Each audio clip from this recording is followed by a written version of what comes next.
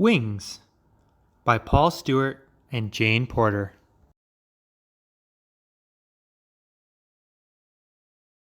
Everyone was having fun at the grand gathering of the birds.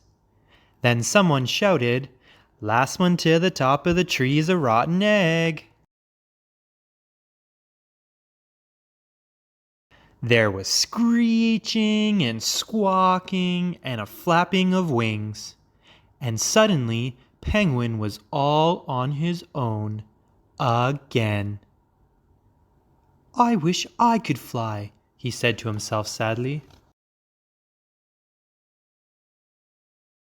"I'll teach myself to fly," said Penguin. He tried and tried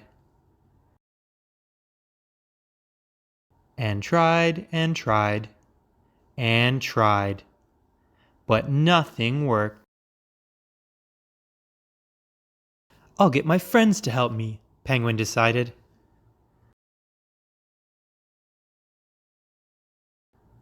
Work! "What have you been doing?" asked Ostrich. "Your beak's all wonky." "Trying to fly," said Penguin. Ostrich sniffled. "I've always found flying a little common," he said. "Walking is so much more dignified." "I couldn't agree more," said Emu. "All that flapping and fluttering nonsense." "It makes me dizzy just to think about it," said Kiwi. "I've never liked heights." "But I've always dreamed of flying," said Penguin. "From the day I first hatched. It's my deepest desire, my destiny." "You look down in the beak," said Parrot. "You look down in the beak." "I wish I could fly," said Penguin, "and I can't." "Practice makes perfect," said Parrot. "Practice makes perfect." "Not always," said Penguin, "and it's making me so sad."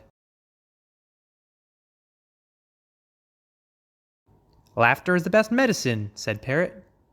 "Why does Stork stand on one leg?" "Don't know," said Penguin. "Because he'd fall over if you lifted up the other one," said Parrot. Penguin nodded politely. "Am I cheering you up?" asked Parrot. "Not really," said Penguin. Parrot flew off, and Penguin watched him. "I wish I could fly," he said.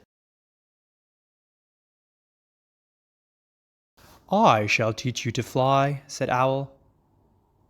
Penguin learned how to flap. Penguin learned how to jump and flap.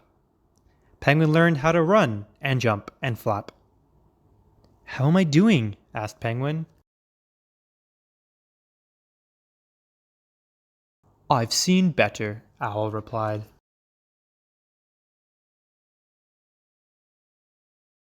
Penguin watched Swallow darting after insects. He watched Robin fluttering from branch to branch. He watched Blue Tit hovering as he pecked at berries. He watched Goose gliding over the lake. A big fat tear ran down Penguin's beak and dripped to the ground. Suddenly, there was a great commotion. The sky was full of birds. There was Owl, with Sparrow and Starling, and Duck and Flamingo, and Eagle, and Parrot and Hummingbird, and Swan and Swallow, and Robin and Blue Tit, and Goose. And all of them were flying. "I wish I could fly," Penguin called up to them. "And so you shall," they called back, long pieces of string unrolling from their beaks. "Tie the string around you and hold on."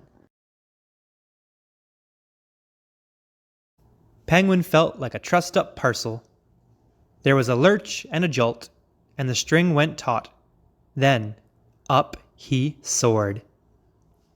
Below him were fields and woods and streams, villages and farms, the sea. "I'm flying!" Penguin cried out.